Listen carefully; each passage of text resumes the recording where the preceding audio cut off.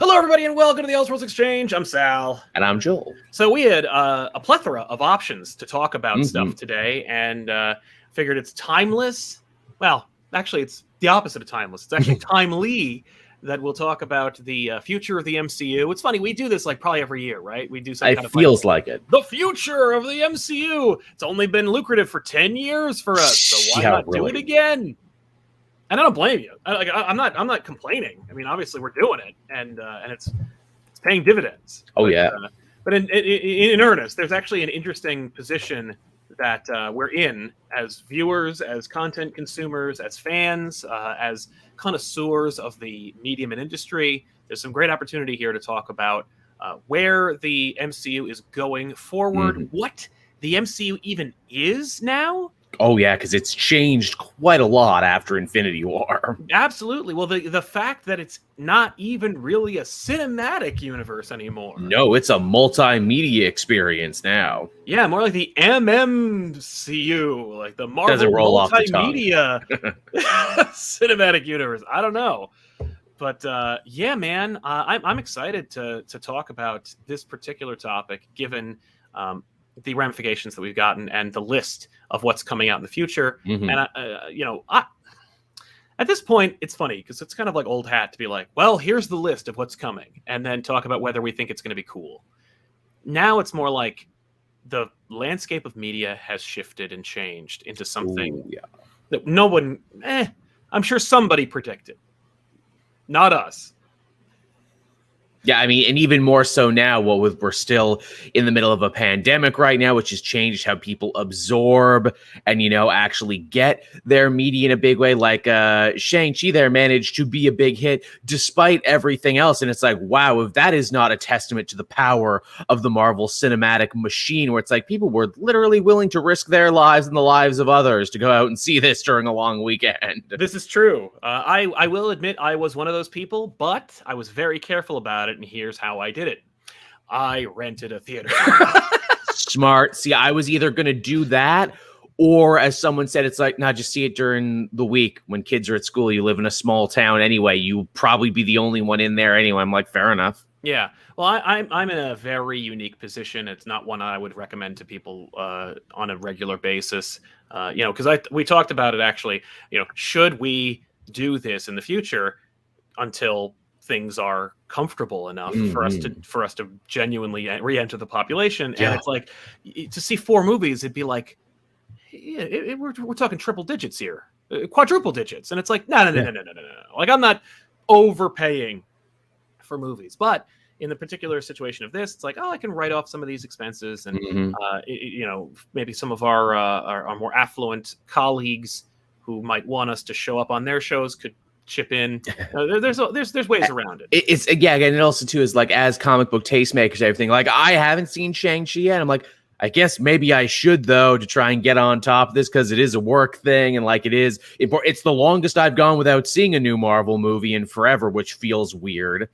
Yeah, the Shang-Chi thing is very interesting because there's a lot of like moving parts to it. For one, it's a new origin story. It's a new franchise of itself, because every Marvel movie should kind of be its own franchise. Avengers is a franchise. Iron Man was a franchise. Hulk could have been its own franchise, etc. There's a big key to their success right there. Oh, we're not just making movies. We're making franchises. Every movie is a franchise. And even if you don't become a franchise, you can be a supporting player in the next franchise or get the next Disney Plus show. Right, because I don't think Doctor Strange made $1 billion, but Doctor Strange is a fan favorite character that shows up in a plethora of movies. And getting a ton of love in stuff like What If. Yeah, well, getting a ton of love in everything. Spider-Man movies, What If movies, or shows, Avengers movies.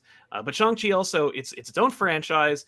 It is a one of those tentpole, new, normal, action, adventure, comedy, superhero movies that one would expect a particular demographic to be in/watch, that appeals to a different, or at least stars a different type, right? Which is nice. It's a non-white lead and cast. Totally.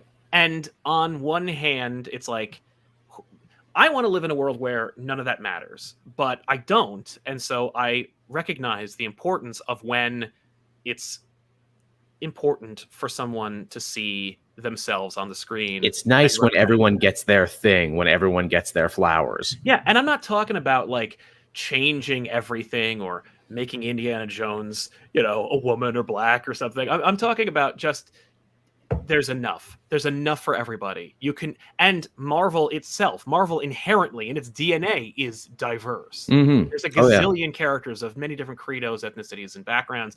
We can do it all, and it's not going to take away from anything. It's not like they made Shang-Chi instead of making some other thing, you know. But I digress. But the point I was even making about that is that like this is another example of like, oh, go see it because, you know, it's representing a different thing while also balancing the tightrope of being this like for everybody kind of like homogenized American blah movie that like everyone like it's this McDonald's, but it looks like you viewer. And it's like, that's kind of McDonald's, cool. but looks like me. Yeah. I'm very proud to say I actually have not had McDonald's in years now. But it's my guilty pleasure. It's my thing. I don't drink. I don't smoke. I indulge in fast food and a couple other things. I hear you, man. I hear you. But yeah, so the MCU has evolved, changed, become something else. It's very interesting. And I want to talk about that and through the lens of like what's coming in the future and what the key is to, as you pointed out, what the key is to Marvel's continued success. Or how do they keep doing it? How do they keep getting away with it? How do they keep doing it? And here's the thing. To cut to the quick with regards to how the MCU / Marvel Studios continues to be successful, I think it's one of those situations where it's like, how does this millionaire keep making money? It's like, well, you know, it's like, how did Ariana Grande create her YouTube, become an, you know, a pop star? Well, she came from a shitload of money and advantage, and then somehow managed to make it all sensation. Work. What a bootstrap story that is. Like, Marvel started out as a kind of like bootstrappy, we risked it all and we won big. But now it's like, how is Marvel continue to be successful? Well, they've been resting their laurels on success for the better part of a decade. And, you know, so as long as they keep the machine running, things should be successful, particularly when you have invested trillions of dollars into a device that just so happened to coincide with a global pandemic so that everyone is watching, as opposed to what you would hope for most people watching, your exclusive to that particular app audience. Yeah, we're going to have to talk about the TV shows too, because I remember a lot of us were thinking earlier on, it's like, ooh, is this going to be the thing that's a little too much? Is this where they overextend themselves, you know, telling people that they need to make appointment viewing for their next Marvel thing? They just don't get to plop down money and, you know, spend 2 hours at a theater. Will this be the thing that goes too far? And like you said, apparently for the last 2 years, everyone's had a lot of free time. Yes, and a lot of opportunity to just watch something else. I mean, yeah, you know, for the every once in a while you'll hear somebody who's like, I've never seen Star Wars, any of them. You know, there's like there's a dozen of these movies, but I've never seen any of them, including the original trilogy. And it's like, how did you manage to be alive this long and not watch Star Wars? Been busy. But now that there's like a Disney Plus app and Marvel is synonymous with box office success and cultural awareness, domination, you could say. That's what I'm saying. Yeah, that even those holdouts might have been like sitting at home one day and just said, what is Marvel all about? And then suddenly saw I have 11 or 12 movies to choose from and just start watching them. You got even more. People do love to binge in this day and age, and people, you know, love to talk about stuff on social media, and people love to be able to complete stuff and being like, all right, I watched all of them. Exactly. I saw it all. And you know what? Like, now I'm all caught up. So now it's not even a question of having to get contextualized or caught up. I just watch the next one and now I'm set. And now I can also take place in the greater cultural conversation because, again, we live in an age of clout and social media and everything where everyone needs to have an opinion on everything at all times. Absolutely. Oh, yeah. So that helps. So that helps as well. But like, how does Marvel keep being successful? I think it's like they're built on a bedrock of consistency. And even if the consistency isn't what you like, you know, like there are a lot of people who like, I mean, film itself is an art form, and it appeals subjective. Yeah, it's subjective. And there are some movies that appeal to most people, and then there are other movies that appeal to a smaller demographic. And you can set your watch to a number of these particular phenomenon, but when it comes to the Marvel movies, they're made kind of pretty expertly to appeal to as many people as possible. Oh yeah, they got that mass appeal there. I know some people would argue, you know, the more snootier critics among us would be like, oh, you know, the majority of Marvel movies are only B pluses, to which I'm like, you know how hard it is to get a B plus every single time without trying across the board, and to make $1 billion every time off your B plus? That's called finding the magic fucking formula, is what that's the golden ticket. That's the goose what lays the golden eggs. Don't kill it. There are 5 Die Hard movies, and there's 1.5 good ones in there. Exactly. Like every franchise. How many? There's 13 Friday the 13th. How many favorite Friday the 13th? Star Trek movies, Star Wars movies, franchises, Harry Potter movies. How many are your favorite? James Bond. Every franchise has unmitigated stinkers. I don't know if Harry Potter has any failures. I don't think I can say that most of them are pretty solid. It was just in terms of box office and critical failure. Like I don't think there are any Harry Potter movies where people are like, this one is the failure. But there are like, you know, Star Trek, Star Wars, all of them. The fact that series made it to the end and we ain't talking about the Golden Compass franchise or the Lion, the Witch, and the Wardrobe franchise. Yeah, I think they made another one of those. They did. I only heard that they made one or were making a second one. And that's they changed studios at one point. I'm like, fuck off. Right? Let it go. Let it die. How many Bridge to Terabithias do we have? Oh, yeah. But remember that year, that arms race where everyone's like, no, we're going to be the next Harry Potter. We got the Harry Potter killer app right here. Yeah. Oh, what about Percy Jackson? Oh, yeah. Those are unmitigated failures as well. But regardless, the point is, you're right. Like, it's really hard to nail a B every time for over a decade. And I say this every time we talk about movies, and it bears repeating because it sounds like no one's listening. And the reason why I bring it up is because it's like the thing you need to keep in the back of your head every time. And it's like every time I talk about Marvel, it's like, look, I like some of these movies. I like most of these movies. Like there's no movie from the MCU that I thought like, ugh. Like even the whole thing. Exactly. Even the worst one is pretty damn watchable on TV. Like, I'll watch Iron Man 2. I'll watch The Dark World when it's on TV. I'm like, that's a funny joke when he puts the hammer on the thing. That's good shit. I elect to watch Iron Man 2, but you're right about Thor: The Dark World. Like, you can throw that on a lazy Sunday and be like, oh, yeah. And the fact is, you've only seen it 1 time or 2 times. So, like, when you catch it, you're like, right. I don't know this movie by heart. Like, some of these things maybe surprise me.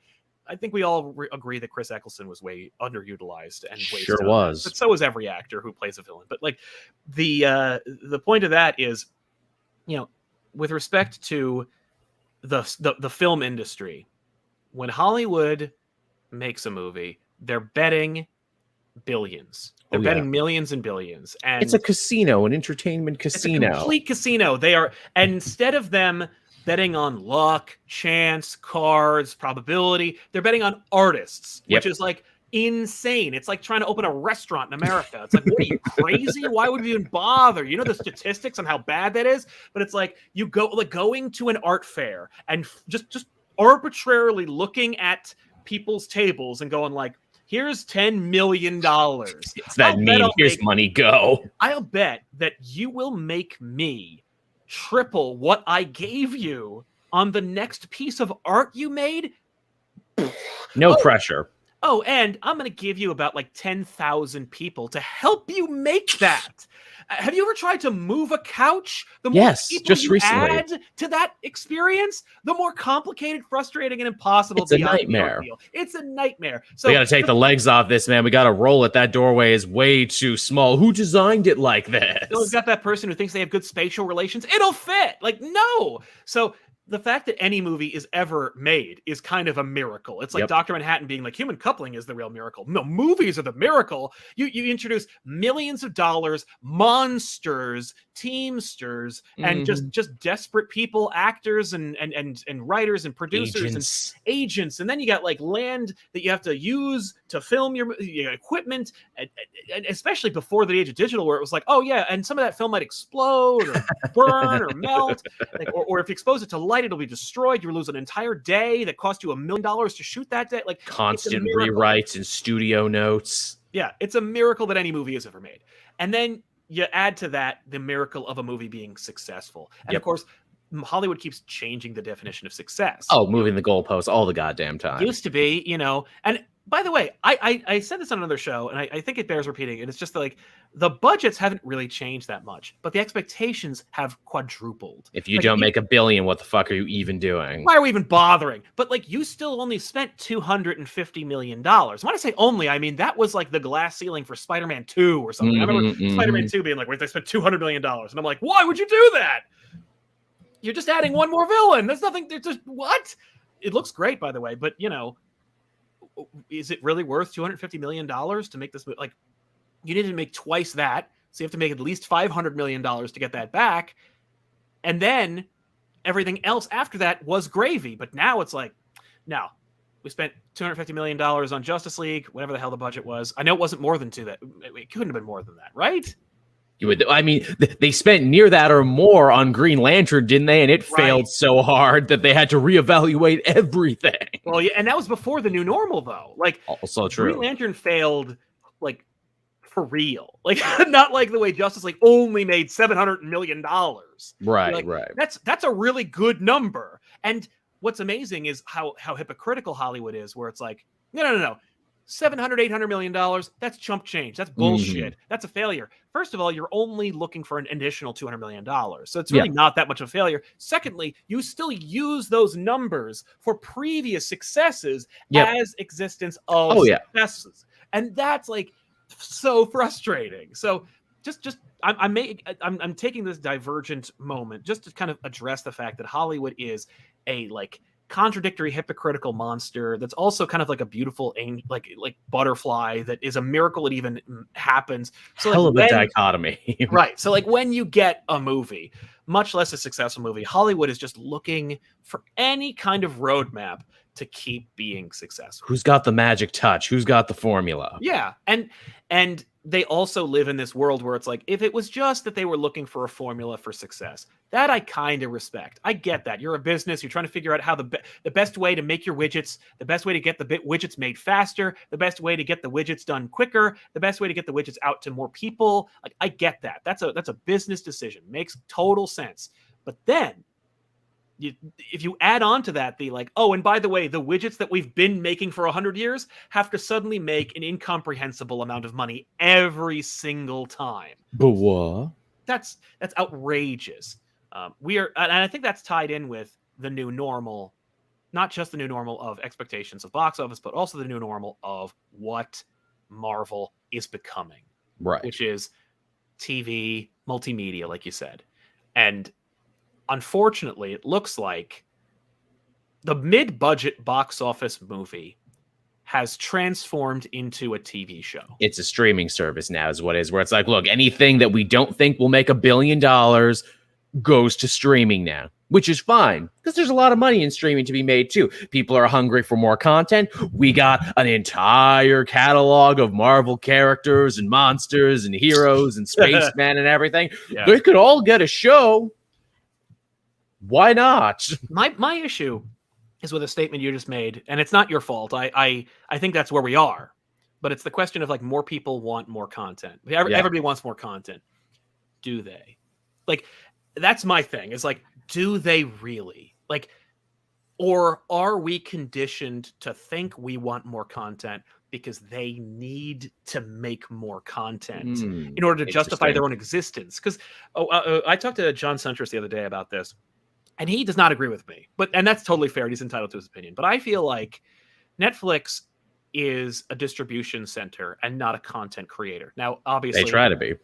Netflix is a content creator. They build shows, and some of those shows are some of your favorite shows, and I get that. But that they cancel after only 2 seasons. Exactly. But the conceit, the concept, the original foundation for Netflix is a distribution service. The idea of Netflix is the reason why it's like the same reason why Marvel's successful today is the same reason why Netflix is even a thing today. And it's because it took a risk in the beginning and it's resting its laurels, or it's building off the foundation of success. Netflix couldn't have existed in a world where studios knew that people wanted their content streaming on the internet. If True. they did, they wouldn't have given Netflix juicy contracts. They wouldn't have made No. Netflix this thing to be able to get all of the shows and movies out to everyone at once. And when they figured it out, they cut off the lifeline. Sure did, because we're going to have our own streaming services Yeah, now. all we have to do is just spend triple the amount of money that Netflix spent to be what it is to try and catch up with only our catalog. At least Disney had the fortitude, the prognostication to go, we can't afford to be Peacock. We can't afford to only have this catalog. We need to buy 3 different catalogs in order to justify our existence, because Netflix's catalog was everything. Yep.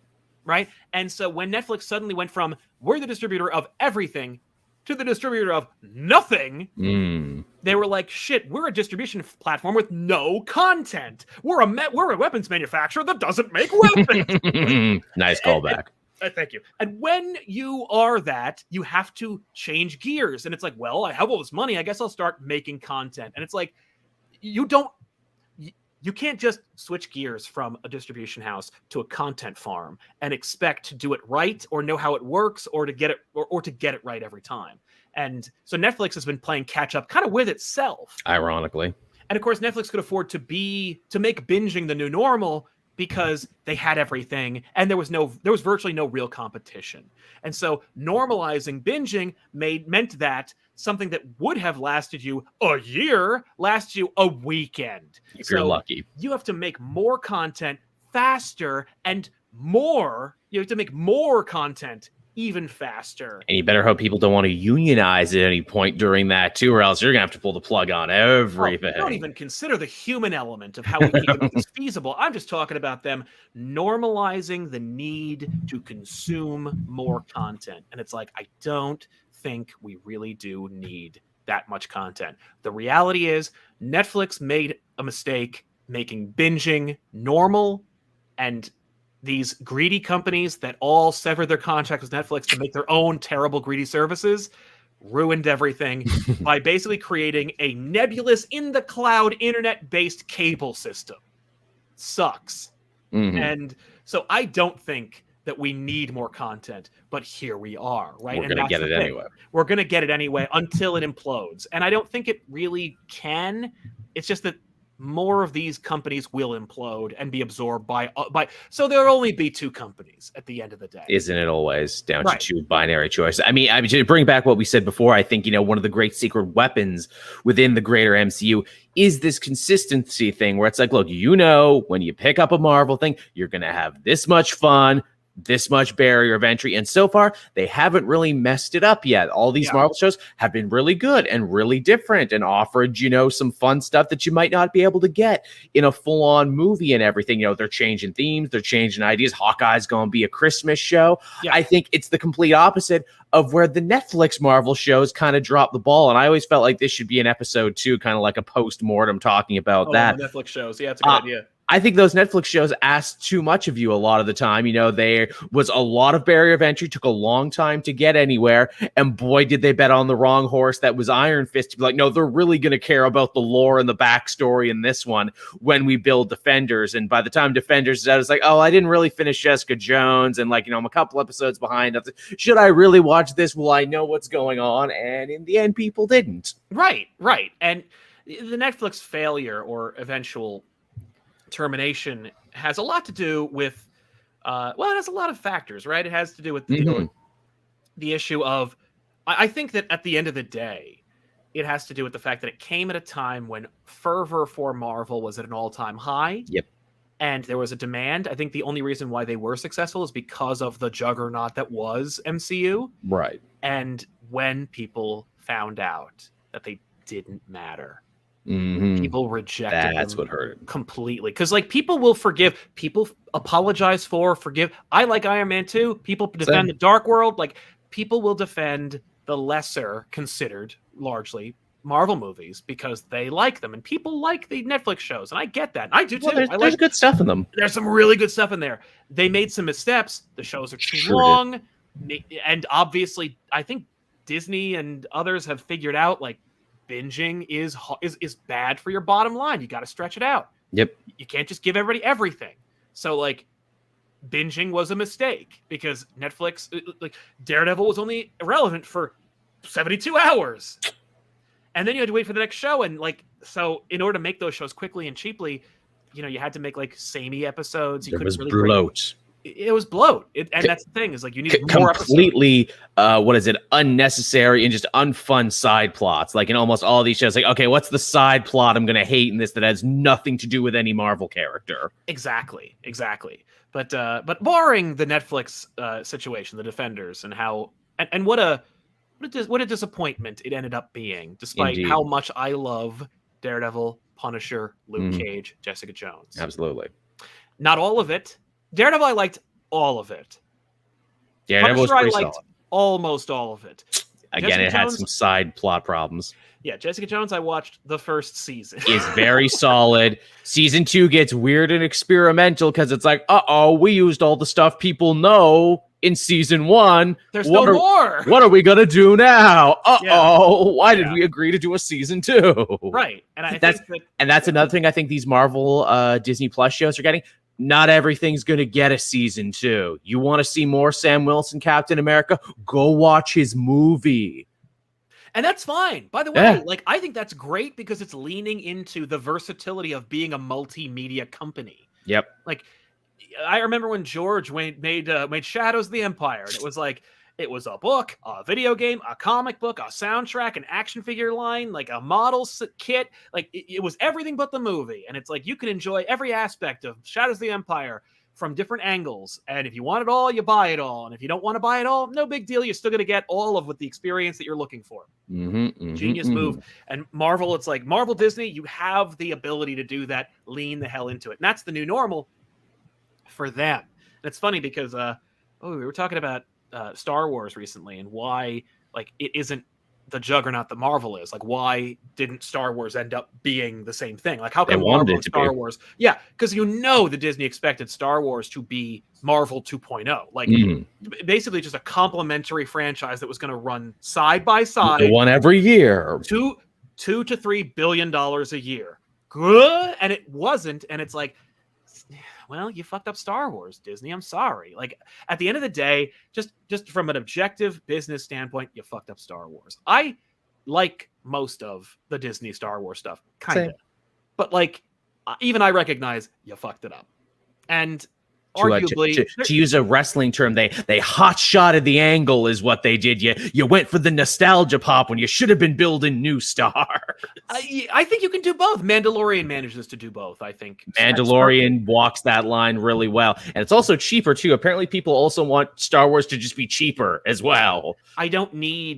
I would love a space battle. I'd love a dope space battle, but I don't need like the biggest space battle I've ever seen. Or if I do, it's got to be in the third act of the last chapter. It can't be every damn movie is the biggest space battle I've ever seen. Can we just have grungy dudes in cantinas scowling at each other? That's what I like about Star Wars. It's just when you decomplicate it, when you remove sci-fi from Star Wars, you get more people. That's for me. That's it. Star Wars ain't sci-fi. Star Wars is a fantasy series, and the more in the weeds you get with Star Wars, the more you lose everybody. Because if Star Wars was an evergreen franchise that everybody loved, then those books would have sold like crazy. You know, the books they sold for the last 30 years. You know, the books that like the nerds read, that your nerdy Star Wars friend is complaining they threw away. Those people, because that's when it gets in the weeds. Star Wars becomes specific. When you get specific with Star Wars, you nailed it. You lose it. You lose what the magic of Star Wars is. And it's what Marvel hasn't done yet. They haven't gotten in the weeds yet. They haven't got specific. Oh, there's canon. There's lore. There's lots of what if we'll, explain and explore and have fun with it and twist it. But at the end of the day, you don't actually need to see everything, which I think that's the real secret weapon too. Yes. Oh, we're selling you the joy of continuity, of being a fan and connecting all the dots on your string board, but we don't expect you to actually see. I mean, oh, sure. Next time Kang shows up and you're like, oh, well, what's his deal? They didn't quite explain it. Well, we got a whole Loki show right here for you. Tell you all about it. Now give us money for the month for Disney Plus. No, that's the thing is that like the continuity is superficial. It's the idea of continuity, which is brilliant. Right? Like, all it's expecting you to do is remember what happened last time. Yeah. Oh, I know that guy. Right? Like, it's why what's his name? Why Carl Winslow is in Die Hard 2. You know, it's like cashing in on nostalgia. It's weird. Like, it's actually kind of brilliant. I feel like it might be like a good formula they figured out, and why Mandalorian. Like, you don't get Mandalorian without the failure of the Rey Skywalker trilogy, right? Because like they went too far, and then they're like, let's scale it back. Let's do fan service, but like creatively driven from one source. Like, you know, everybody loves Dave Filoni. Of course. I appreciate the work. I like his cowboy hat. Yeah. Yeah. It's great. But I think that the major success of The Mandalorian is thanks to Jon Favreau's direction. It's Sure Jon helps. Favreau's. I think it's Jon Favreau's vision. Like, he's like, make it not complicated. Just give me Star Wars again. My Star Wars, just do that again. And it's like, that's make it all palatable for people. Each episode is just another episode of a show that came out 35, 40 years ago. It's just The Legend of Kung Fu or whatever. It really is. It's just Lone Wolf and Cub. It's just It's the Lone Wanderer. Yeah, it's all you need. And then Dave Filoni adds that little element of like all that. What if I put some nerd shit in here? And that's to satisfy you. Like, and it does satisfy me, Dave. Thank you.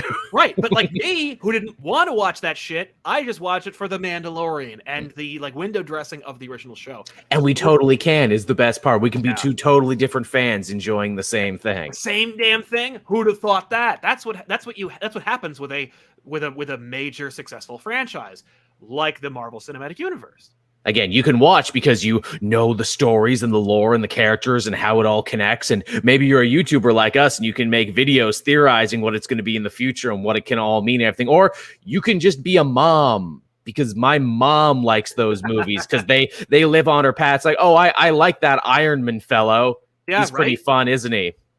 Yeah. So people, I think that the key to Marvel's continued success is a little bit of hegemony. Like, you know, it's having something consistent. It's going by a formula because they know it works. I get that. Don't mess with success. But they also have this opportunity because of these shows and because of this new platform that has double the audience of the movie-going populace, where you can still test. You can test. So, because the reality is, if you made the same movie, like if consistency was all it took for success, every movie would have been the same movie for the last 100 years. But it isn't exactly. They know when to experiment. They're like, well, maybe we do a WandaVision this time. Maybe we do 2 episodes that are weird, black and white, Nick at Night throwbacks. And we don't care if you like those 2 because we already made $1 billion off you. You'll either get it or you won't. And that's fine. And that's all they need. Like, it doesn't take much. And so here we are in this opportunity where they can, like, it's why major Hollywood studios sent people to Sundance to buy movies that they would never make. Yes. It's and then, like, the movie Lucky Number 11 doesn't come out of a doesn't come without Tarantino's influence on Hollywood. Good fucking Lucky Number 11. God, I say Kansas City Shuffle all the time. I enjoy that movie. Same. But, like, if there wasn't a Tarantino, no one would have even thought to make that movie. Oh, no, of course not. And Hollywood would never greenlit that movie. And by the way, it's not like Lucky Number 11 was a box office critical darling and everyone loves it. It's emblematic of Hollywood's predilection for making the same thing or trying. We recognize these things. Yeah, well, maybe if it's all alchemy for them, it's just trying to get the alchemy right. And so this Disney Plus thing, and the reality is Disney has the versatility and the options. They have the options with Hulu, which they own, and Disney Plus to actually innovate, or whatever the equivalent for Disney is. Because, like, Disney's never going to really innovate, not artistically. I mean, within reason, like they say. I think they've also mastered this thing too. It's like, we do our product testing, but we make money off it too. Yeah, is the thing. Like these are all product tests, is what they're. Oh, you like Sam Wilson? Cool. We'll make another Captain America then. with him in it. Absolutely. We thought you would, but we're just going to product test it anyway as a show. Yeah. Oh, What If is a brilliant market research. Oh, God, yes. That's Isn't it? Absolutely what it is. Because what are the metrics on each episode? Oh, the Marvel Zombies episode got triple the views. Well, then maybe we are we should making do a that. Marvel Zombies movie, show, spin-off, whatever. Oh, people like Evil Doctor Strange? Oh, maybe we should put Evil Doctor Strange in more things. We can do that, right? That's within our power. Yeah. Ooh, people really like Killmonger a lot, right? Oh, well, we need a new Black Panther, actually, so we can make that happen. Right. There's a great opportunity here for them to test and within the safeguards that Disney is comfortable with. It's Machiavellian. It's disgusting. It's not artistic, but it is brilliant in terms of beautiful in its way. Marvel is allowed to then innovate secretly in plain sight. To use our gambling analogy from before, it's like you see a guy counting cards, like that motherfucker's counting cards. He's got a system. He's figured it out. He knows how to not lose. Right. But it's like if that card counter somehow encouraged other people to gamble more. Yes. Like, so that more people are coming. They're like, we're going to let him count cards so that more people come to the table because they think they can win too. Yes. It's brilliant where Marvel, the key to Marvel's success in cinema and television is the versatility of their media, is the ability to test everything in plain sight, make money off of it, and then use the market research they've gleaned from making it for you to make more of it for you. If the winds change and more people prefer like street level stuff, they're going to make more street level stuff. Guess what the next phase is going to be? I cannot help but think of Adam Sandler in Uncut Gems. This is how I win. This is how I win. Absolutely. So, well, I think we've touched upon it. I want to jump into some super chats because some people we got a lot of good ones. And that is actually how we can sponsor today's show. If you want to help us out by sponsoring today's episode, you can do so by using Super Chats. Ask a question or comment. We'll read it here on the program. Or if you really want to help us out and you don't have any scratch, no big deal. Like the video, subscribe to the channel, and it'll help us out there too. Yahin Alam says, can someone buy DC from WB so that we actually get good movies in a proper DC movie franchise? Yahin, here's the thing. Incidentally, Warner Brothers isn't really in charge of DC anymore. No, because they're controlled by AT&T, and it's a whole big thing now. Well, and now AT&T has diverted. Remember, Discovery's in charge. Oh, yes, that's right. So actually, there is an opportunity for content creators. It's Discovery, so it's like maybe it'll be flea market flip with Batman in it, or maybe which, by the way, is a brilliant show, and I wish I could watch it, but I'll be damned if I pay for Discovery Plus. I will be damned before I do. I hear you, man. But at least there's the possibility. Like, we've seen what AT&T can do with DC. Let's see anybody else. So we're going to see what Discovery has in store. Super Luisiak, once again, shout out to Joel, because why not? Why not? Aw, thank you. Cosmic Reader, it's funny to see people still predict when MCU will have its first flop. Personally, I'll wait until it happens or when Kevin Feige leaves. I think I want to equate Marvel to Apple. Kevin Feige's the Steve Jobs, where it's like, apt, but more friendly. Yes, and more human. But but he wears baseball caps and jeans. Yeah, he's right. He's like one of us. I also feel like he's actually read these books sometimes and actually knows what he talks about. Yeah, he's read some of them. And but even his demeanor is brilliant theater. He always shows up to the big board of trustees meeting with people who they wear the $10,000 suits. I wear the jeans and the Marvel t-shirt and my baseball cap, and I look like I'm just a regular Joe. I'm your brilliant friend. Now we'll defend him. But also, yes, when Feige is gone, Marvel will fail. It will be very interesting because, again, to use the golden goose allegory again, he seems to be the guy. All roads lead to him. He seems to have this whole thing on his back, which probably isn't healthy. I can only imagine how many hours a night this man sleeps, if at all. On top of a giant pile of money. Surrounded by many beautiful women. I feel like, I would just chill because I know the math. The algorithm has got it now. We just make... Just don't stop. Make a Sleepwalker show, make a Deathlock show, whatever. Just as long as you make it like generically connecting with some audience, we'll be fine. We tried to have a Deathlock show. He was in Agents of S.H.I.E.L.D. there for a couple seasons. That was rough. That was really rough. It was exciting for a minute. I'm like, Deathlock, what? Yay, a comic thing. Yeah, but he looked like crap. So with respect to that, Marvel's going to have its own. Marvel will have a flop. It's inevitable because anything that goes up must come down. The Western wasn't the dominant movie franchise in America forever. It eventually came to an end. Yeah, but the math is solid where the flop might be, my concern is that the flop will come from innovation as opposed to some outside force, because the flop could have come from something like the coronavirus, like another pandemic or another thing that keeps people from the thing that you want to watch. But the other thing could be that like the flop comes from them being like, wow, let's try something new. Let's get creative over here. And they're definitely in a refresh phase right now. Is the thing where it's like, hey, we're introducing the Kate Bishops and, Wanda's going to have a bigger role moving forward. And we got the Sam Cap and everything where it's like, look, we had 10 years of the old MCU, but now it's going to look a little new and fresh. And I'm like, okay, that's good. That's how you should do it. Because if you just kept throwing money at Robert Downey Jr. until he was old and gray and it's like Iron Man 10, all right, we're doing it again, everybody. That I feel like is something that like the old guard would do. Absolutely.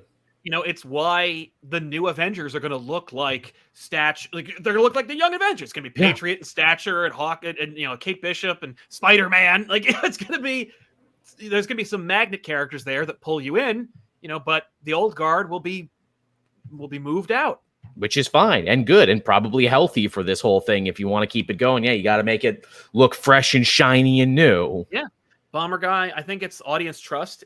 And if they want to continue, they need to keep that. Agreed. Yeah. Yes. No, audience trust is key. In a big way, people. And not even just like super nerds like us, like regular Joe and Jane popcorn trust. And it's like, okay, I only see a couple movies a year. Let's go see the new Marvel one because they're usually always pretty good. And I don't feel like I wasted my money on it. I feel like there might be something behind, one day, if they do lose Kevin Feige, the biggest mistake they could make is making a fan that role, because that's when they'll want to get specific and in the weeds about it.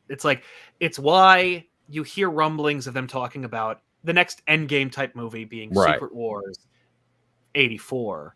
And not like Annihilation or some slightly more complicated, the Korvac saga, Avengers Forever. We could use elements from Avengers Forever. Oh, time travel, different versions of our characters, sure. But like Secret Wars, the bad guys are in this base, the good guys are on this base. They fight.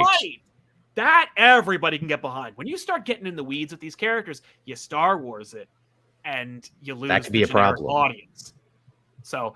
Anyway, Dan Wesley helping us out with an adorable super sticker. Thank you very much. I love these. I love these Shibas.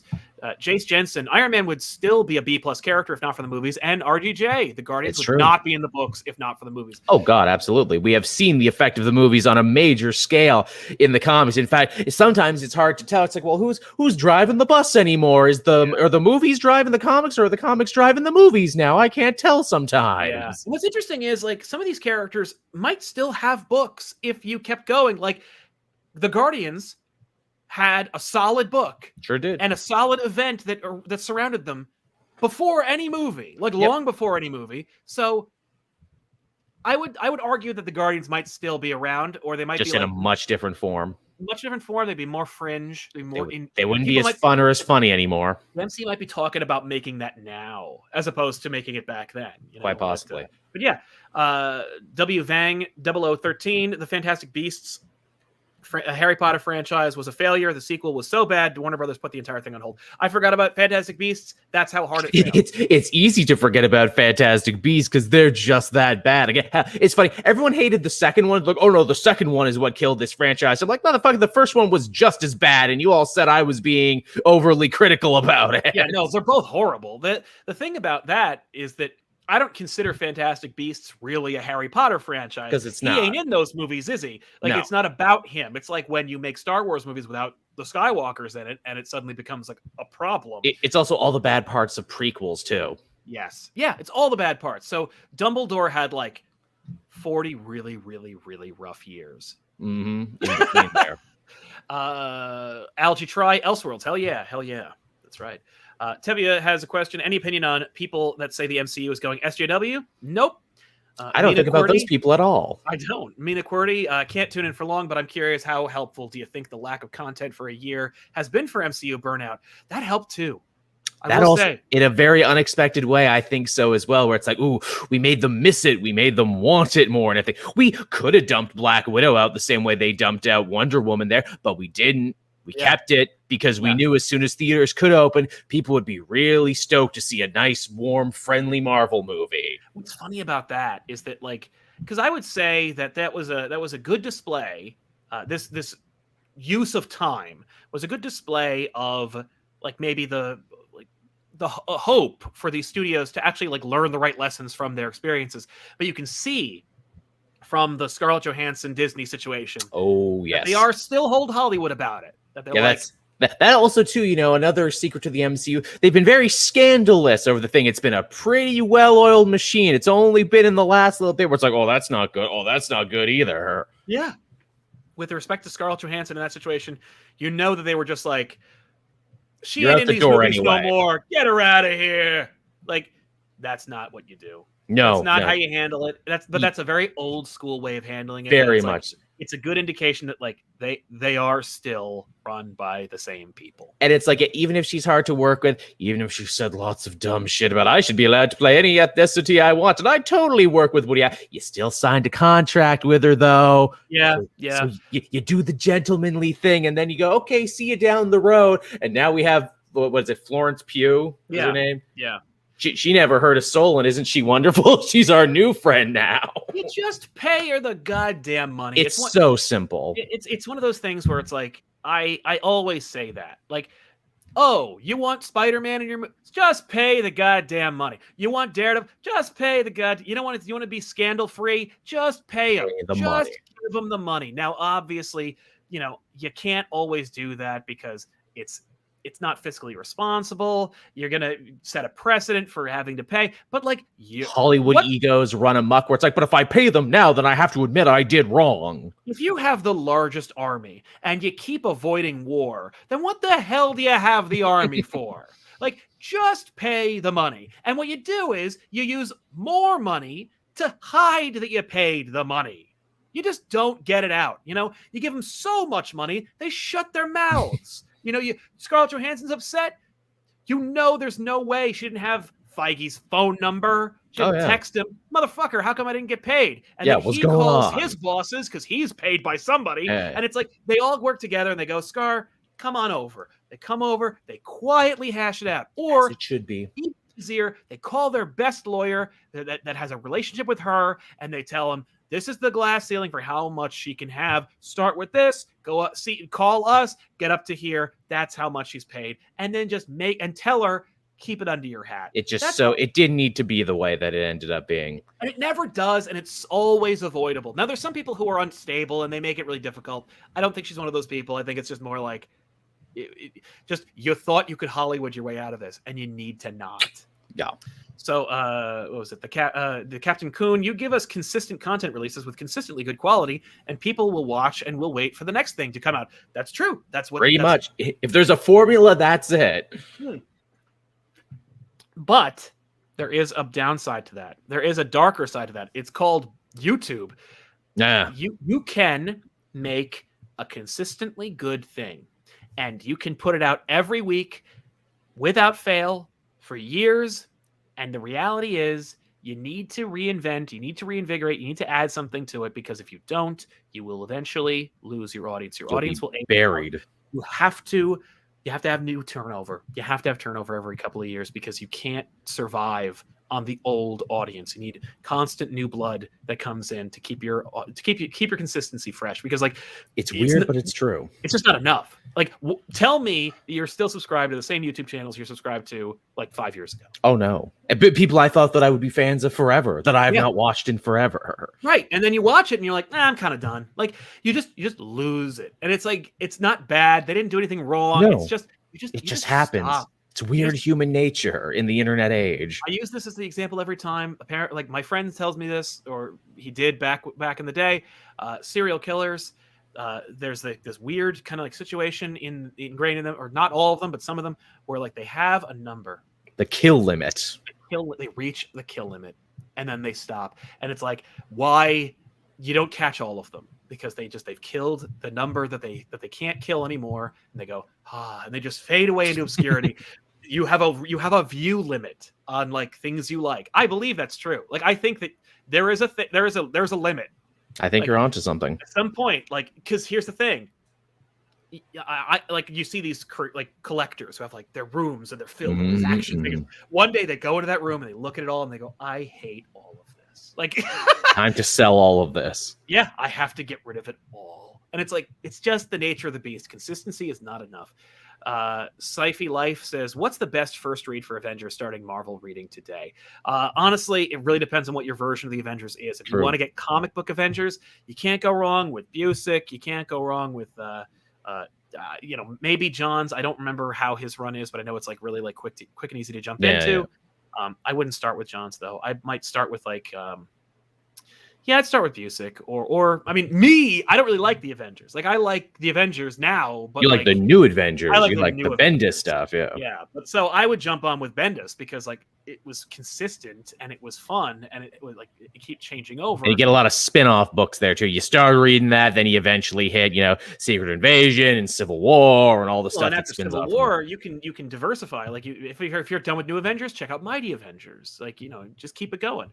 But there's a lot of Avengers runs that I would just read stories, like I might check out, if you want to know about the classic stories, you could read some of those, but like, it depends on what your sensibilities are, like you can read the Kree-Skrull War, but it's not really about them. Don't start with Hickman either. It's a little advanced. It's not even, I don't want to make you feel like it's too smart for you or anything, but it's very in the weeds. There's a lot of shit going on there. Shit, and it's mostly his own shit that he's just adding to it, but it's too big. Yeah, you want to start small. The Avengers are there in the background somewhere. Exactly. Abe Sapien has an adorable emoji. Thank you so much for this, Shiva, who's an artist, I think. Or nope, they're just doing their famous fan dance. But thank you.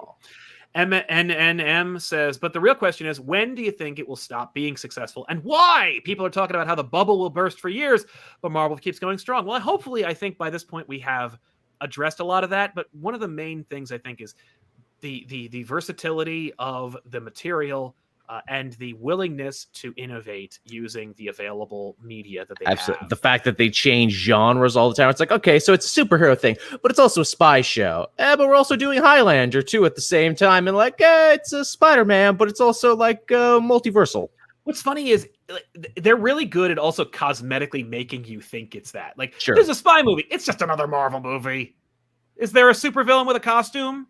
Is there a big fight at the end with an explosion or 5? Like, it's all the same thing. It's just, but we made some 007 illusions. Exactly. I mean, like even Civil War, which is like really well executed. Winter Soldier, well executed, but it still has a big stupid CGI fight at the end. It has all the beats, but it just has a little bit of a different dressing. So like it has that ability to kind of like trick your brain into thinking you're watching something new. You didn't notice, but your brain did. Exactly. Scarlet Hottie, the MCU, could have easily fallen into the same dumb blockbuster traps as Green Lantern and Bayformers. Instead, they went the Star Wars Jaws date night English teacher has a poster of this blockbuster route. Brilliant. I agree, it's brilliant. I don't know if it's even as smart as Jaws. Like, I don't think some of these are as smart or as like subtle as Jaws. But like the Bayformers movies, don't forget, those are also successful. Sure are.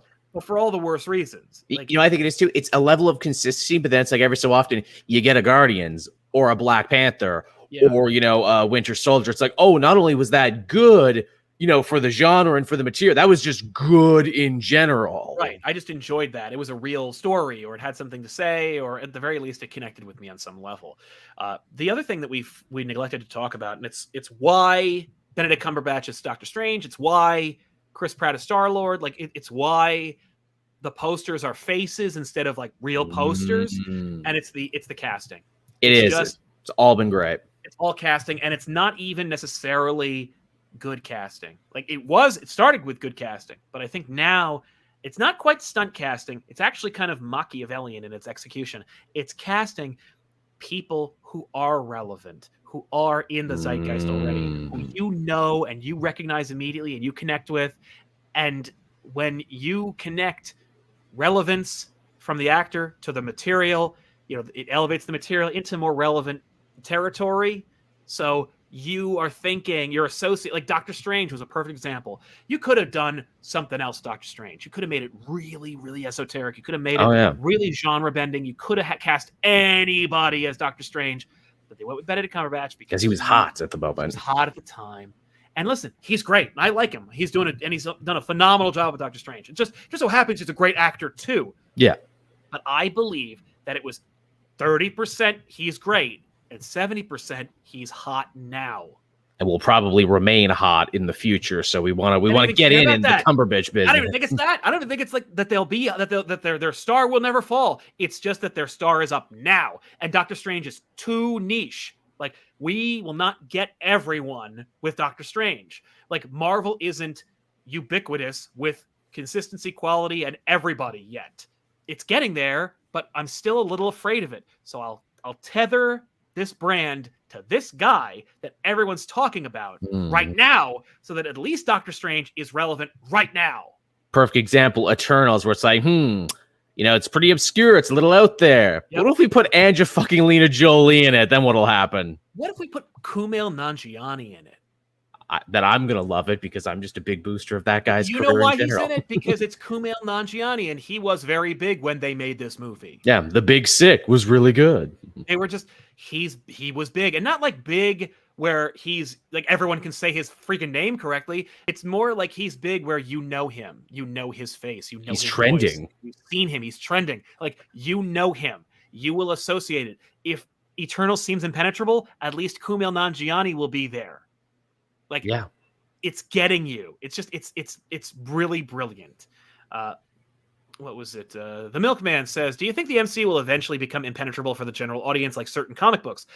I think if it was ever going to be, it already is for the people it ever would have been.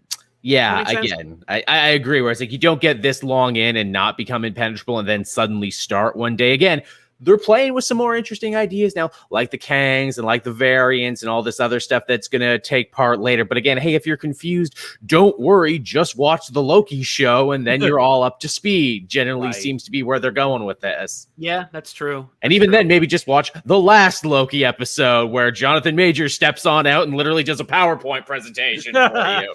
Right? Jonathan Majors explains the Loki universe. And why not? I do believe that the movie-going audience has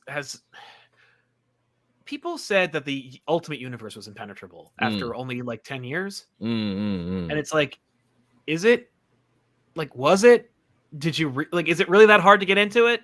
Like, they're like, it's all this continuity, and I'm like, well, then I guess every other Marvel comic is quintuple the amount of impenetrability, right? Because there's 50 more years of experience and continuity on that book. I mean, it's like, did they say that just because they're like, yeah, well, the problem is that they like killed everyone here in the Ultimate Universe. That's where the real problem started. The problem is that they like stopped giving a shit and they gave it to bad people or like people who were bad with the universe. That's the problem with the Ultimate Universe. It wasn't continuity. Everybody who wants to, and you know what it is? That's just loud people who have a problem with continuity. And in the comic book industry, in the comic book fandom, there are, like, you throw a rock, you'll hit 10 of them, where there are people who are like, you know what the real problem is with comic books? I don't want to read them all. Yeah. And so continuity has to go because I don't want to read all those freaking books. And it's like, first of all, you don't effing have to. No, no one ever said you did. Yeah, nobody ever said you did. And third, why do I have to suffer? Why does everyone else have to because of you to conform it because you're too lazy to pick up to click? Yeah, it's all it takes. Watch Benny tell you about it. Read a Wikipedia article. Listen to us. Or God help you, read a freaking book once in a while. Like it's if you have a problem with continuity at this point, have a problem with it because there are too many books that reference it, or it has. But even then, I feel like it's just bullshit arguments that are used to say, I don't want, like, there's no way that justify my laziness. Yeah, I don't believe these are people who are reading this book and going like, God, this comic book is so engaging. I'm so engrossed in the story, and I'm connecting with all these characters, and the rising action and falling action of this tale are just so brilliantly executed that I don't. Oh no, they referenced a book that happened 40 years ago. Now I'm completely pulled out of the story. Yeah, like, exactly. Have you ever read a book that was 300 pages? It referenced something that happened in page 50. Well, this book is impenetrable. You know who never complains about this? I brought this up on Twitter. I don't know if you saw it. Soap opera fans. How many? Every day, someone new starts watching Coronation Street or EastEnders or General Hospital, and those shows have been on TV for a long-ass time, and no one ever seems to complain, but they get involved just fine. Or long-standing franchises. You know, like, I've never met a Star Trek fan or Star Trek adjacent fan who was like, I'd like to get into Star Trek, but it's just too much Star Trek. Like, what? Just pick and choose. Yeah. If there's something you don't understand, there's probably something explaining it somewhere. Exactly. But just figure it out you're a grown-up. I don't want to do homework, though. It makes me feel like I'm doing homework. Well, then I guess you won't understand then. It's entertainment. Just watch the goddamn show or read the comic book or watch the movie. If you're reading comic books and you're doing it for work or you're doing it because you need to know, then you don't like comic books. You just want to be a know-it-all. 343 Birmingham says the MCU already did have a flop. It was called the Inhumans. No, that was a Marvel TV show. And different. We were led to believe that was part of the MCU. But you know who didn't feel the burn of that failure? Anyone involved in the movies. Kevin Feige did not feel bad about the failure of the Inhumans. If anything, Inhuman stands as a beautiful testament to like, nah, we can tank a failure like that on the fringes. Doesn't do shit to us. In fact, we're gonna do Miss Marvel again and reintroduce those characters, and you're not gonna remember shit about it. You're not gonna even complain. I'm the Inhumans is a funny thing because it is so objectively bad, but so is Iron Fist, and there's like 2 seasons of that bad show. Oh, I know. So like, same guy, Scott fucking Buck. How did he get to fuck up twice? I don't know. Now it is problematic. It is an issue because it is bad. Like you could say the MCU is an unblemished record, but because the Marvel logo is on the Inhumans and Iron Fist, people can say, haha, but actually those things associated with your brand suck. And it's like, yes, they are bad and failures. And it's like, you can't divorce yourself from that, or at least you have to try. You have to divorce yourself from it, as opposed to you didn't understand it or you didn't appreciate it, or, like actually it was the coronavirus, blah, blah, blah, blah. Inhumans is just a bad show. Yeah. And there's nothing they can ever do about that except say, well, those shows aren't in canon. Didn't happen. Variant universe. Isn't it great that we invented that concept? So now anything we don't like or that doesn't jive, we can just say happened in a variant timeline. Or that we do like and we want to be lazy about and just pull in. Like, now we don't have to worry about it. Like, you know what? Like, they probably had probably a lot of long meetings about who was going to be the new J. Jonah Jameson. Oh, I'm sure. And they just went, fuck it, just make a J.K. Simmons. Everyone loves him anyway. We want to work with him.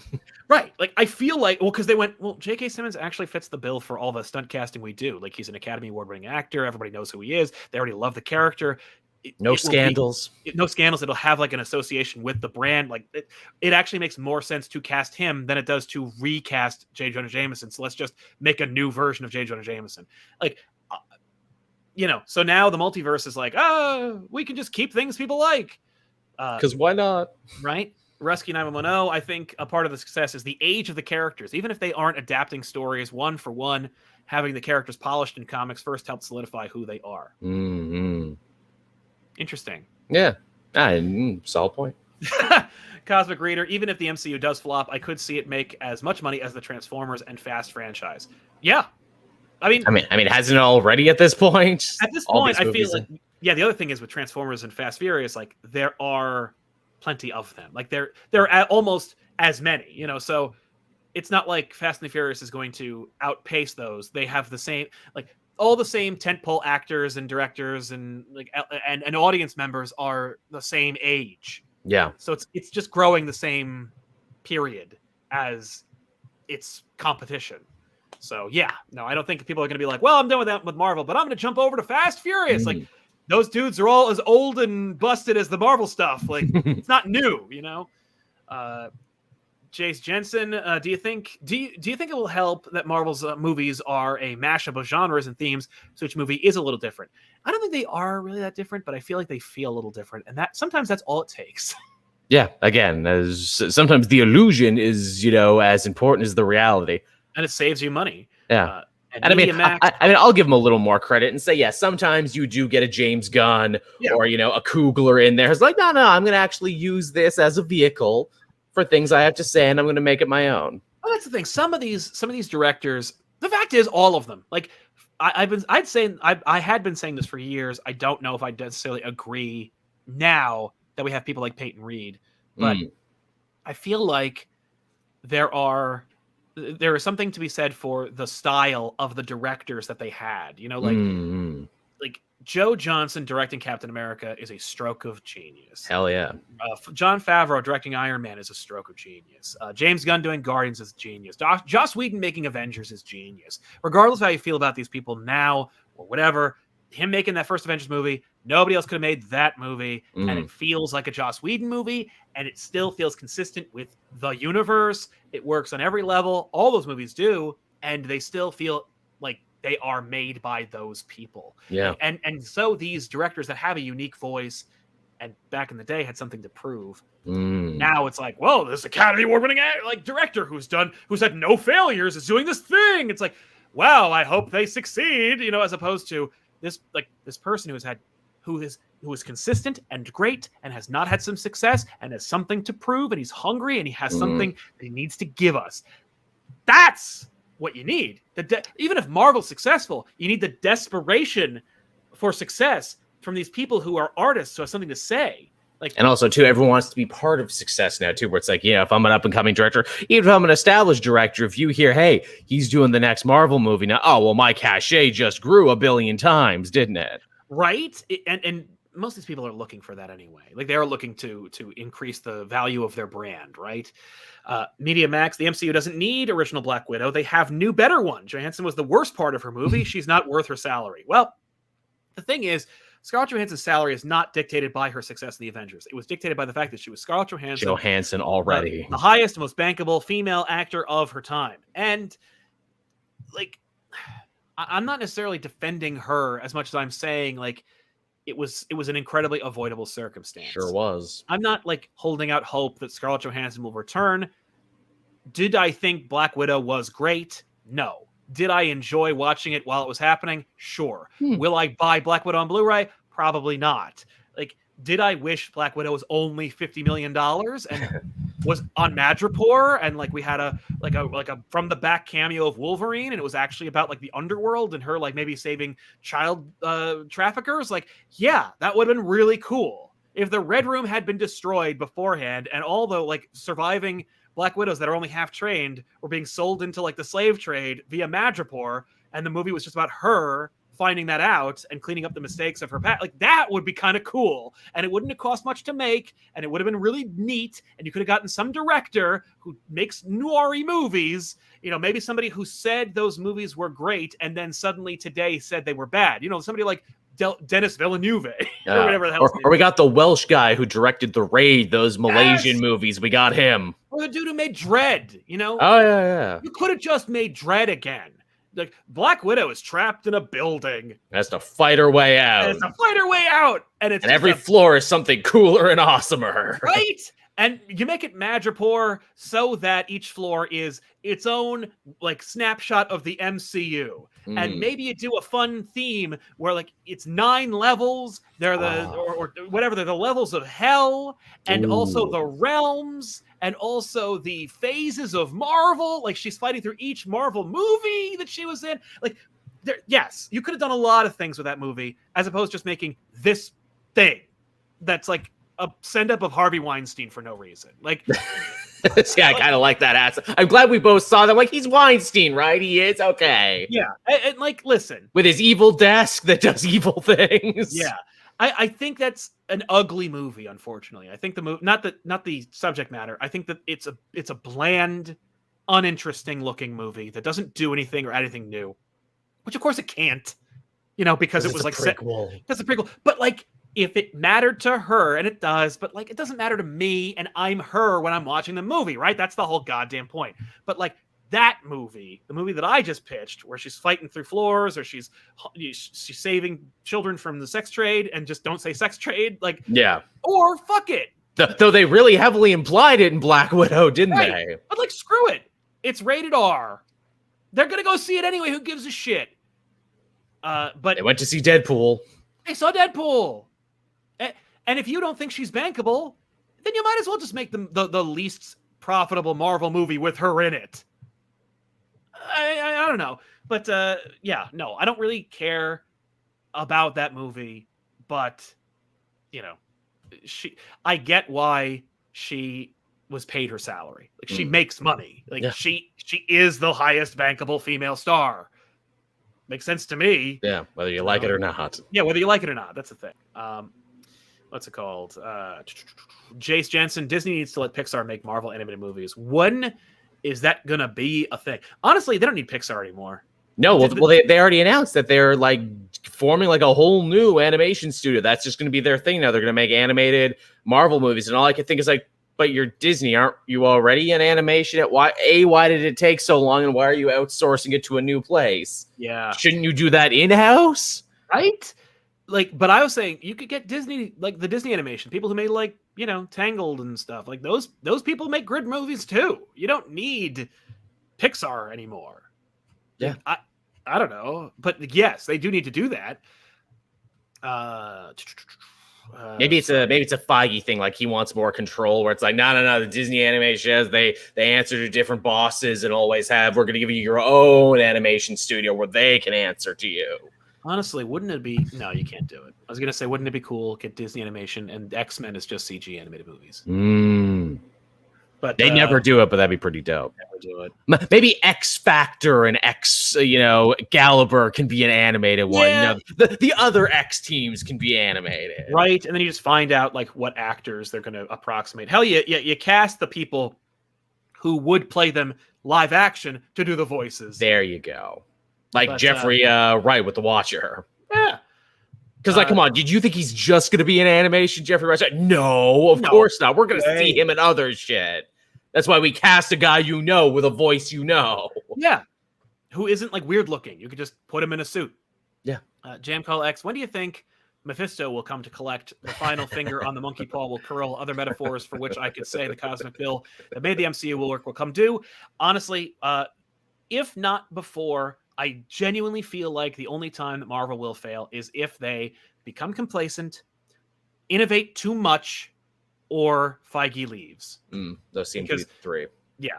They've survived deaths. They've survived other stuff. They've survived, minor recastings here and there, and they've been fine. And global pandemics. And global pandemics. Again, I think if anything was going to stop them, it would have happened yet, and it hasn't happened yet. Yeah, I'm not saying that they're too big to fail or that it's impossible. I'm just saying one's bulletproof. It's their game to lose.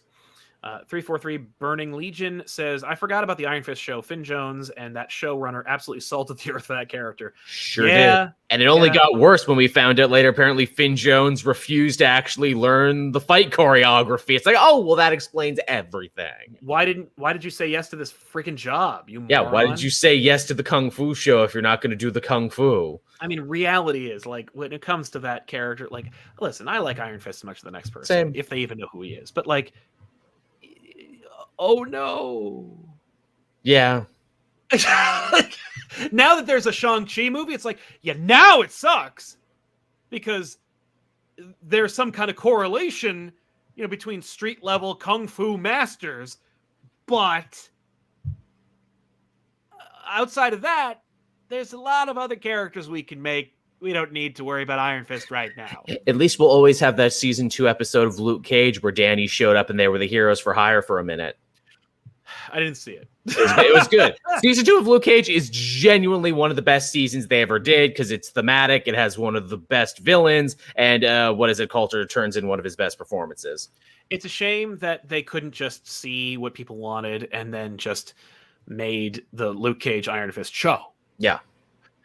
So let's take a look at what's coming out. What's coming soon. Let's and show you, like, so yeah, like Marvel's in this weird position. Let's take a look. The next thing is Eternals, the movie. It comes out in November, November 5th, as I Pretty understand soon, it. actually. Yep, it's sooner than we think. Not before Venom, though.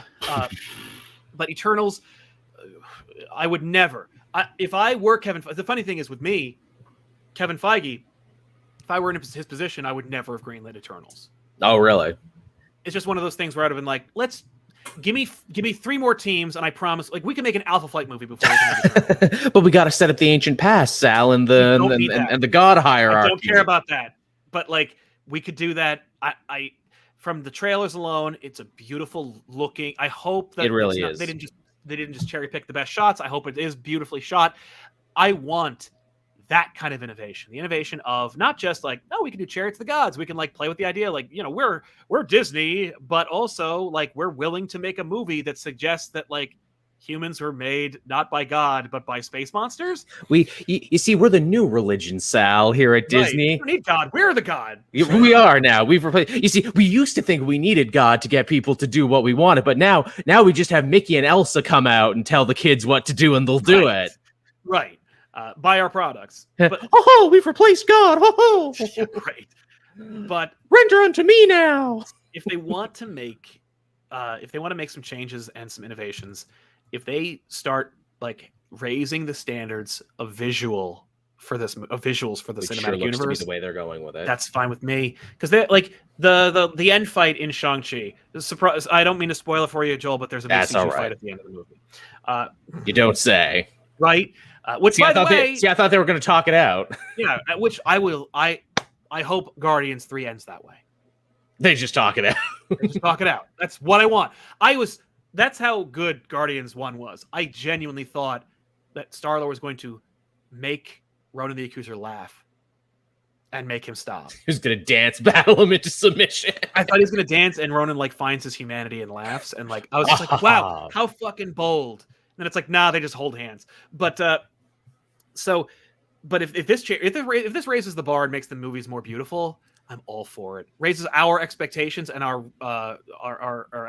expectations for these movies. Like, hey, no more last battles of Black Panther. Yeah, no more bland ass. It was cool, but we already did it. I want these movies to look good. Then we get Hawkeye November 24th. So yes, we saw the trailer. It's a Christmas show now. Holy shit! We get Die Hard with bows and arrows, which I'm totally fine with. Love me some Haley Steinfeld. Yes, please give it to me now. She's great. We don't need, like, at this point, as much as I enjoy Jeremy Renner as Hawkeye, we don't need Jeremy Renner to be the oldest current status Avenger.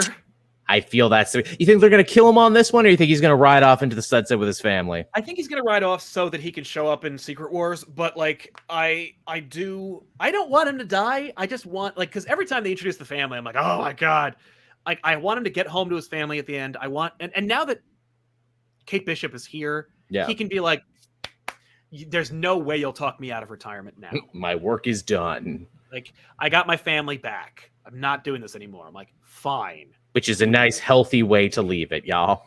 Yeah, I think that's fine with me. Also, we're getting tracksuit Draculas and the clown, and I'm a little disappointed I didn't get stunt cast as a tracksuit Dracula. I wore all those tracksuits for nothing. I don't think you were wearing them for auditioning. I think you were just wearing them because they're comfortable. It is. But Hawkeye, show. So we got movie, show. New show is just going to be like Falcon Winter Soldier. It's a movie. Yeah, that we just split up into smaller things. We'll have some fun scenes. We'll probably have one creative down episode where maybe we'll go in a completely different direction and do something you didn't even expect because this is TV and we can do that. Yeah. I feel this sense that while you don't need to make a Hawkeye movie. They could if this show is successful. But rather than that, I think we're going to get a new Avengers movie. That's going to be the Young Avengers. Oh, yeah. And that, like, these shows are the setup. Like, these shows are the phase 1 again for Young Marvel. Yeah, definitely. So the next thing after that is Spider-Man No Way Home, which comes out like a week later. Holy shit, these are coming really close. Spider-Man No Way Home, movie, tentpole, classic Avengers plus Spider-Man. Ramifications, God only knows. it's two studios working together, so it can't be that important, but it might be Again, really it's important. it's a little worrisome where it's like, okay, I love you, Tom Holland. I love all this other stuff. Okay, let's see what's going on here. Okay, you're bringing back the other guys from the other movie. I mean, if that's what it takes for Sony not to take their ball and go home, I guess it's fine. Yeah, I wanted a Spider-Man movie that was him in New York fighting Doing stuff. Craven. Same. Fine. This is our compromise, everyone. This is your divorced parents' compromise. Instead, it's just the biggest Spider-Man movie ever made with everything ever. Okay, fine. But make quiet. There's no way they're ever going to make a quiet Spider-Man movie.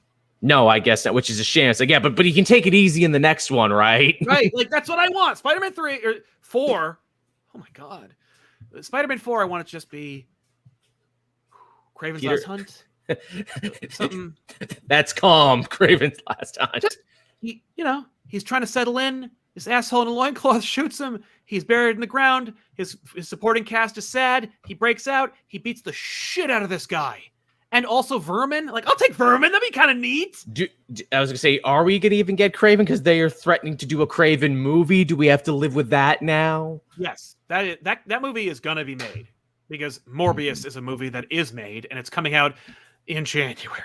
And Morbius and Kraven are going to be in Spider-Man Beyond, as we've already said. Great. I love they put them in the trailer and also Bushwhacker. I'm like, man, what a weird 2021 where I'm more excited to see Bushwhacker than I am to see the other two. And he's there because there's a Moon Knight show, but we'll get to that. Oh shit, that's right. Then supposedly late 2021 is when Ms. Marvel comes out. So yes. if the dates are to be believed, it's November 5th, Eternals. 2 weeks later, Hawkeye. 2 weeks later, No Way Home. So maybe 2 weeks later, so like December 31st or whatever, we'll get these. Yeah, these are also going to be shows too, so we're going to keep watching exactly.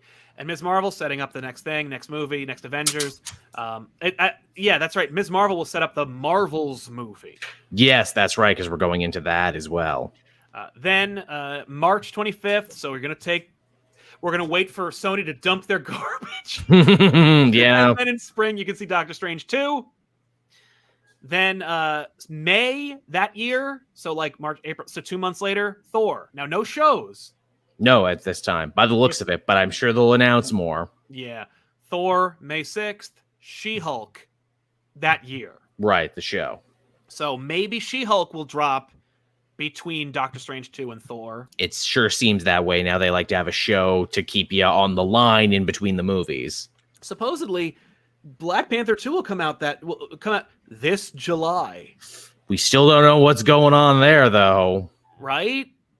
Then the Marvels that November. So less than a year after Ms. Marvel premieres, we will get the movie with all the Marvels in it. What a fucking Swiss watch they've built for themselves here. So these are all movies, except for She-Hulk, which will be like the dark horse that will pop up somewhere. Yeah. And explain why Bruce Banner looks so goddamn old in oh, never mind. So then the Guardians of the Galaxy holiday special. Yeah, Christmas. Which I'm very excited for. I can't wait. So that's Christmas. Who knows? Then Ant-Man and the Wasp the following year. So then that's the Quantumania, Guardians 3, Fantastic Four is nobody knows, but there's nothing in the summer of July. Or there's no summer of 2023. But that's definitely going to change because you think they're going to sit out the summer, right? Well, and then there's Cap, Blade, Deadpool, right, maybe course. The Moon Knight show, Secret Invasion, Ironheart, Armor Wars, I Am Groot. Who knows? That Fantastic Four movie at some point as well. We don't know, but this seems to be the new normal. Is the MCU is going to be movies and shows, and they're bouncing back and forth, and like the shows they're gonna. I feel like the shows they're just like, here are the shows, you're watching the shows, and then they go, we're gonna reinforce those shows with big movies, and that helps. Captain Marvel, that movie made money. I think it made $1 billion. So it's like worthy of a sequel. And I think that's going to be the new normal, where it's like, if the movie makes $1 billion, you get a sequel. If it doesn't get a $1 billion, you get a show. or you get a ensemble movie. There you go. Which, as we have seen with Thor Ragnarok, those can do pretty freaking good sometimes. I want those. Yeah. I'm ready for that. I am like, Shang-Chi was fun and I enjoyed it. It was actually really important that it happened. And if you want to do that, and you want to get those like movies where it's like, here's something for everybody, here's something for like, your particular group, and it's like that's nice. That's nice. But like, I'm done with the origin movies, and I think everyone else is too. So just make Marvel comics now. Like, just make them. They're all in there. And it doesn't have to be an Avengers movie. Like Ant-Man 1. There's no reason why Falcon couldn't have just been in the movie after. Yeah, for longer than he was. It was fun, and it was a great trailer, and it was a great like scene, and it's really fun, and it set up their relationship in the future, and that's pretty cool. But there's no reason for him to have not been in the movie for the rest of the time. It's not like Anthony Mackie commanded an insane price tag. It's not like his suit is crazy expensive to render. It's not like he couldn't have been there. Like, and I'm not saying that these need to be these buddy cop movies every time, but I am saying that I do like a good buddy cop movie. Yeah, that I am ready for these movies to just be ensemble pictures from now on. And if you're not going to do that, what are you effing waiting for? Because that's just comics, right? Every comic we read is basically a goddamn ensemble piece. At this point, yeah. And so, like, just do that. Like, don't waste our time. Jumping back into the super chats really quick. Quiggles Scribbles says, give me MCU X-Men. That's the spark they need. It's coming. And they have that. They have that in their back pocket where it's like, look, oh, hey, is business starting to slow down a little bit? Break glass. Yeah. Joey Amorim gives us a thumbs up. Thank you very much, Joey. Jumping back to the X-Men thing, there is no X-Men announced. No. 2023, 2 years. You're not even... We're in no rush to do X-Men. We're fine. We want people to forget about the Fox stuff. I guess. When is the Insomniac Wolverine game coming? I don't think they have a date. I think they only have that it's in development. But you're right. With the multimedia, they probably want that shit to line up, don't they? They're expecting the game to drop in 2024. Okay, so Spider-Man, probably get ready to hear some word. Exactly. The Spider-Man video game drops 2023. We'll probably get some kind of thing in 2023. We'll see what happens with Spider-Man, but I think that the Wolverine game is going to be the harbinger of the X-Men and the MCU. The X-Men return, and I think it's going to be like we just ran down their Phase 4, and like they're like, nah, Fantastic Four probably. We made a logo, yeah, but Blade's doing it. You like him, yeah? Blade made money before and was huge. Blade. You're not making a Magneto movie or a Wolverine movie or a Mystique movie. No, nothing. Just we can make those whenever we want. Right. So I'm thinking that's what happens when you control your whole catalog of characters again. We can do it whenever. So I'm thinking the Wolverine game. Everyone will be talking about Wolverine. The game will be successful. The game will be fun. Everybody's going to enjoy it, and then they'll go X-Men coming summer 2025. Get hyped now. And it's 4 years from now, but for them, they can start casting now. Yeah. Which I'm sure they already are. I'm sure they've already written spec scripts. Oh, no doubt. No doubt. I mean, hell, that was another idea we almost had for this episode. It's like, hey, that Wolverine game got me thinking, should we pitch our own entries into the Marvel Cinematic Universe and what our X-Men would look like? Probably. Jace Jensen, Sal says, I want a calm Spider-Man movie. Let's do Kraven's Last Hunt. Kraven's Last Hunt. Kraven blasts his head off with a shotgun wearing a black spider suit. He shoots it with a dart gun. It looks like a shotgun, but it's not. That is a quiet movie. That is a quiet book. The book is, it's raining. He's antsy. He goes out. He gets buried. Like, there's not a lot happening in that movie. I mean, like, or in that book. And it's atmospheric and it's spooky and it's unlike any other Spider-Man comic you'll ever read. Vermin's in there eating people. Yeah. I am so okay with that. Cosmic Reader, I'm so excited for Fantastic Four. Me too. Because it opens up the world in a whole new way. It's going to be good this time. Yeah. Ironically, we're getting a Fantastic Four movie probably within a closer time. There will be a Fantastic Four and an X-Men in the MCU in closer proximity than any of those franchises to the Avengers. Yeah. Thinking about that, when Fox had those franchises, they were going to arbitrarily slap them together to make their own cinematic Yes, universe. they were. Ironically, we'll probably get an MCU Fantastic Four X-Men crossover before they ever got a chance to do it. I'm sorry, you muted. Keep trying.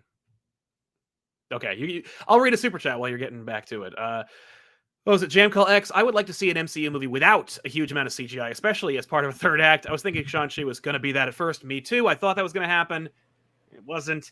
I don't think they're ever going to make a Marvel movie without that. When I was doing my air drumming, I hit the table so hard my mic got unplugged. I do that all the time, so don't feel bad. But yeah, I think you're absolutely yeah. I don't think we're going to get an MCU. I don't think you're going to get an X-Men movie that isn't that ridiculous CGI fight at the end. The closest thing it's funny. I just thought, oh, maybe Blade won't end with that, and I'm like, nope. There's going to be a huge army horde of vampires. He's going to have an army. The Vampire Nation. Hunters. He's going to fight them all. Yeah, and he will team up with the Dark Stalkers or the Night Stalkers. I think it's the Night Stalkers. The Midnight Suns. Yeah. No. Midnight Suns, the superhero team. No, the Night Stalkers. Right. Hannibal King.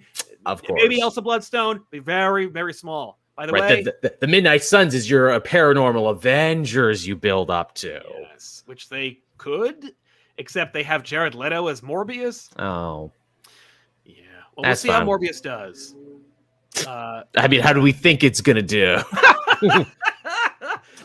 I know I'm going to eat crow because Venom made $1 billion. I know. I don't think Venom made $1 billion. I think it made almost $1 billion. But the point is, it succeeded. So we'll see how Venom 2 turns out. But yeah, man. So we're 30 minutes past the hour. I want to thank you so much for hanging out with us. I wanted to give a special thank you to our super chatters who sponsored this episode. If you want to help us out, you can always do so by subscribing or go to patreon.com/compop and listen to Joel and I talk a little bit longer. We're going to talk for another couple of minutes. Yes. I'm going to keep it short for him. I don't want to waste his time, but we're going to talk for a little bit over there. And contribute to a podcast that is just for Patreon called One Shots. It will only be there. It's only ever been there. So if you're interested in exclusivity, that's over there. The Real Manos, my pitch for a non-CG Marvel movie, My Dinner with Wolverine. Genius. Hey, bud, what are we eating tonight? Cutting it with my claws. You killed someone with those yesterday. Did you wash those? No. They just get cleaned with my juices on the inside of my arms. It's antiseptic. Also, I don't get sick like regular people do. I've never thought about it that way. The diseases are still on your claws. No. Adamantium is so it's advanced science fiction. We don't get anything. Germs don't live on it because reasons. Yeah. No, you're gross, Wolverine.